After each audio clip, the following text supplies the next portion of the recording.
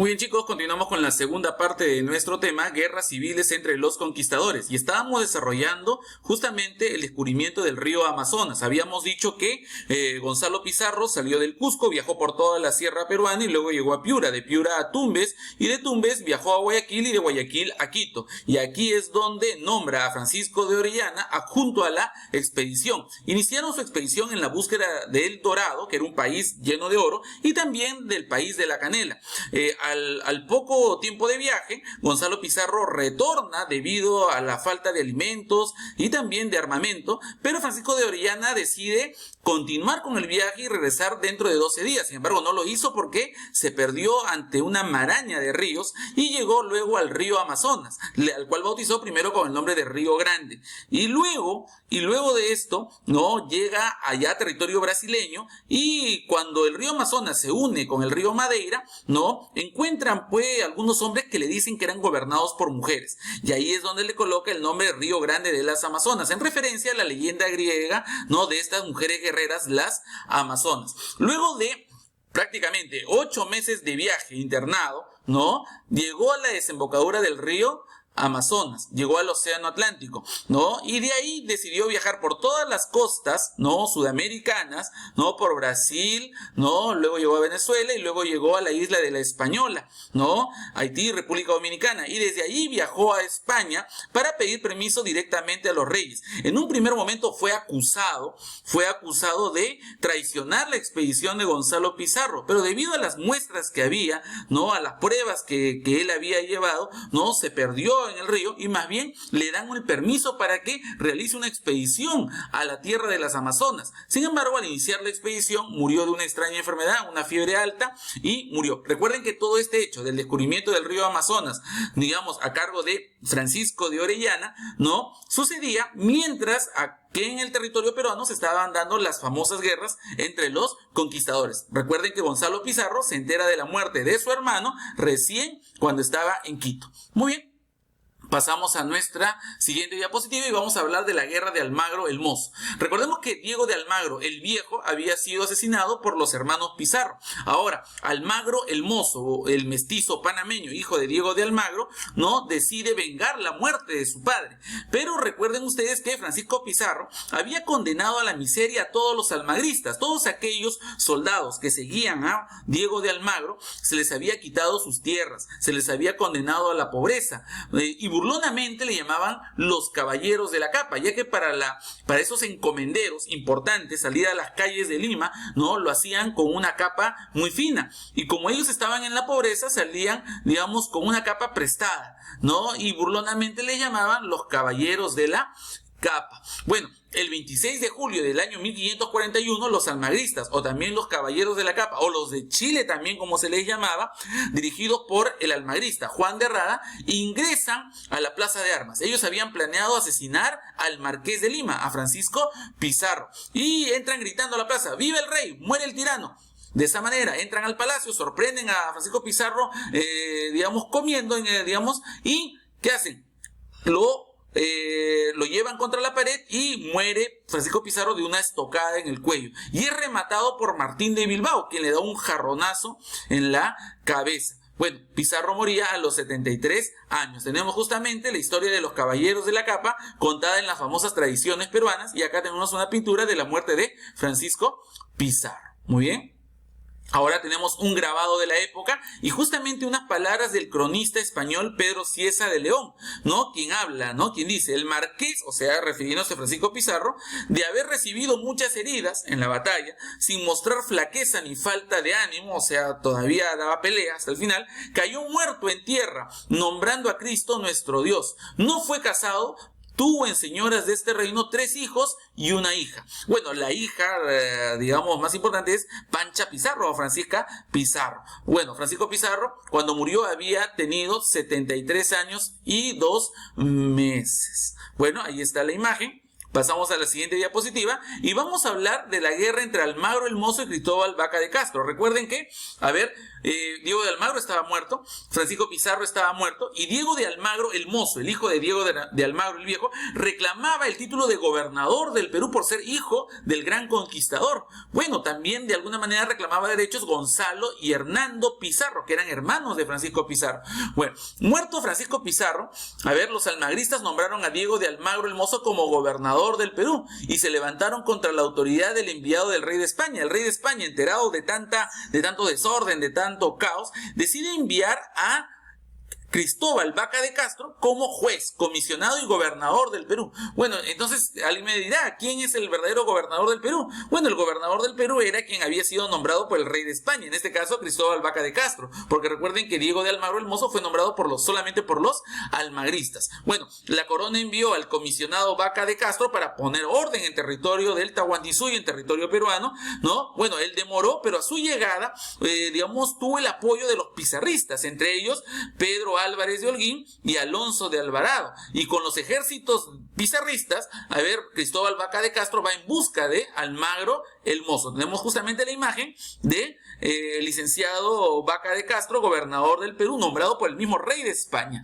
Bueno, pasamos a la siguiente diapositiva y vamos a hablar de la batalla donde Almagro el Mozo es derrotado, la batalla de Chupas. Mientras Vaca de Castro viajó a Jauja para organizar su ejército, se proclamó gobernador del Perú y también capitán general del ejército realista. Enterado Diego de Almagro el Mozo, que había entrado también al Cusco, decide viajar en busca de Vaca de Castro. Vaca de Castro y Almagro el Mozo se van a encontrar en Huamanga, en Ayacucho, y se van a enfrentar en la famosa batalla de Chupas, el 16 de septiembre del año 1542. Básicamente la batalla la pierde por la traición de los mismos almagristas. Almagro el Mozo es capturado, es juzgado y al final sentenciado a morir decapitado. Es degollado por traición a la corona. Tenemos un grabado de la época donde se puede ver la lucha, la pelea entre estos, los que apoyaban a Diego de Almagro el Mozo, los almagristas, y los que apoyaban a la corona, ¿no? Dirigidos por Vaca de Castro. Ahora pasamos a la siguiente diapositiva. Bueno, parecía que todo se había calmado, pero no era así. El rey de España decide poner orden en territorio peruano y decide promulgar las famosas nuevas leyes de Indias del año 1542. El rey Carlos V, decide, promulgar estas leyes por influencia de Fray Bartolomé de las Casas, que era un sacerdote, muy conocido en Centroamérica y en el Caribe, y hablaba del maltrato que había hacia el indio. Por eso, en estas leyes, no solamente crea el virreinato del Perú, sino también da normas para defender los derechos de los indios, para que no sean maltratados, y esclavizados hasta la muerte. Las nuevas leyes de Indias tenían un fin: fortalecer la autoridad de la corona en sus colonias. Recuerden que ahora el territorio peruano era una colonia española. ¿Y qué quería el rey? Fortalecer su autoridad en este territorio. Para eso envió autoridades. Y también impedir que aumente el poder de los encomenderos, porque los encomenderos, como habíamos dicho, estaban a cargo de encomiendas, y las encomiendas eran territorios inmensos de los cuales se habían apoderado los grandes conquistadores como Pizarro, Almagro y todos los que los habían acompañado. Esas nuevas leyes de Indias van con este nombre, Leyes y ordenanzas nuevamente hechas por su majestad para la gobernación de las Indias y buen tratamiento y conservación de los indios. Majestad está escrito así como lo vemos acá, porque en ese tiempo no había mucha diferencia entre la J y la G. El idioma el castellano de aquella época. Todo esto es una recopilación de leyes y normas para ser aplicadas acá en el Perú, y tuvieron como objetivo, primero, otorgar un marco legal y justificar el dominio de las tierras de América. Lo que pasa es que el rey quería tener claro algo: una justificación legal y a la vez religiosa de la conquista del territorio americano, como lo manda Dios.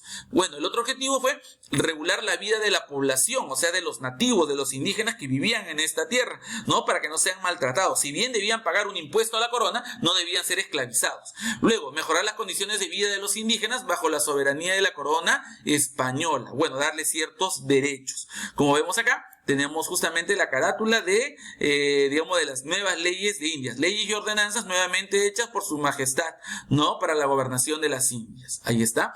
Pasamos a la siguiente diapositiva y vamos a hablar del rey Carlos V, que es de Alemania, o Carlos I de España, que es el mismo, ¿no? Que él, a pesar pues de las noticias que tenía acerca del maltrato y abuso de los indios, se demoró un poquito en dar estas leyes, pero las dio.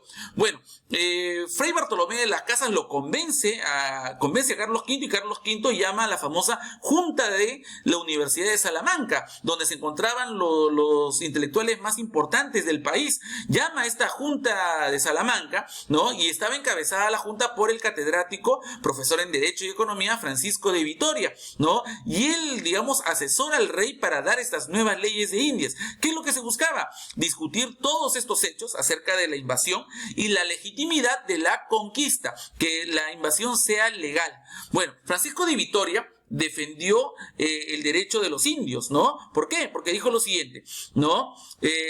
Todos los hombres tienen un derecho natural, la existencia de unos derechos universales de todos los seres humanos, a los cuales nadie se puede negar y nadie puede eliminar. Todos los seres humanos tienen derechos a la libertad, ¿no? Y tienen la obligación también de pagar impuestos. En función a lo que del asesoramiento de Francisco de Vitoria, es que Carlos V decide promulgar las nuevas leyes de Indias, obviamente también con la influencia de Fray Bartolomé de las Casas. Tenemos la imagen acá de Francisco de Vitoria en España. Ahora, ¿cuáles son estas nuevas leyes de Indias? Son 39. Las leyes de la 1 a la 9 hablan de la reestructuración del Consejo de Indias. El Consejo de Indias era el organismo creado allá en España para dar las leyes que se van a aplicar acá en América y nombrar las autoridades. Por ejemplo, un virrey, un oidor, era nombrado allá en España. ¿Dónde? En el Consejo de Indias. Esta institución estaba en España. Leyes de la 1 a la 9. Leyes de la 10 a la 19. Creación del virreinato del Perú. Se crea el primer virreinato acá en Sudamérica, el virreinato del Perú, y se crean dos nuevas reales audiencias. Estas reales audiencias eran un cuerpo de asesores, ¿no? Para ayudar en el gobierno al virrey. Bueno, leyes de la 20 a la 38, trato debido a los indígenas, ¿no? Para no esclavizarlos. Y la ley 39 hablaba del sistema tributario, acerca de los impuestos que se debían cobrar acá, y lo iban a pagar tanto españoles como indios. Bueno, destacan las siguientes leyes: la creación del virreinato del Perú, como habíamos dicho, y se nombra como primer virrey del Perú a Blasco Núñez de Vela. Se anulaban las encomiendas, debido a que los encomenderos tenían tanto poder, se decide anular las encomiendas, ¿no? En caso de muerte del encomendero. El encomendero iba a tener su encomienda hasta la muerte, pero no podía heredarlas a sus hijos, ni a su esposa, ni a nadie. Una vez muerto el encomendero, todas las tierras, la encomienda pasaba a poder de la corona. Supresión de las encomiendas, sí, directamente a todos aquellos que habían participado en la muerte de Diego de Almagro. Ahí estaba Gonzalo Pizarro, Hernando Pizarro, ¿no? Y se prohibía el servicio personal y trabajo forzado de los indios, la defensa del indio. Tenemos las imágenes de cómo el español maltrataba al indio, como lo hacía trabajar en las tierras y en las minas hasta la muerte. Bueno, ahora, tenemos acá justamente el resumen de estas nuevas leyes de Indias, ¿no? Dadas por Carlos I de España o Carlos V de Alemania, que es el mismo, ¿no? Y nombra como primer virrey a Blasco Núñez de Vela, para que él venga acá al Perú y aplique esas leyes. Bueno, vamos ahora a cuáles son estas medidas. Creación del virreinato del Perú, creación de las audiencias, ¿no? Que era el cuerpo de asesores del virrey, la supresión hereditaria de la encomienda, pasaba ahora a poder de la corona, prohibir el servicio personal y esclavitud de los indios, protección del indio, creación de deberes tributarios, las normas, deberes de impuestos que tenían que pagar tanto españoles como indios a la corona. Bueno, ¿para qué se implantaron estas nuevas leyes de Indias? Para frenar la caída demográfica. Muchos indios muertos y había que proteger al indio. Si no, ¿quién trabajaba las tierras también? Si había tantos indios muertos. Garantizar la obediencia de los indios al poder real. Los indios tenían que obedecer al rey, a la corona, no a los encomenderos. No, primero al rey, lealtad a la corona total. Chicos, y es que había un miedo a que los encomenderos se independicen y formen su propia nación. A pesar de los juramentos de lealtad y fidelidad de los conquistadores, esto suponía un peligro para la unidad de la corona, ¿no? ¿Por qué? Porque había una intención de algunos encomenderos en independizarse, frenar las posibles intentonas de independentistas, ¿no? Quitándoles poder económico, ¿no? A los conquistadores e insertando en esos territorios funcionarios enviados desde la península. Por eso es que el rey manda al primer virrey, justamente como primera autoridad, y luego a la Real Audiencia como cuerpo de asesores, como principales autoridades del territorio peruano, del virreinato del Perú, para que los encomenderos ya no tengan tanto poder. Muy bien, chicos, vamos ahora a una pausa para luego regresar con esta línea de tiempo, ¿no? Y hablar sobre las batallas. Muy bien.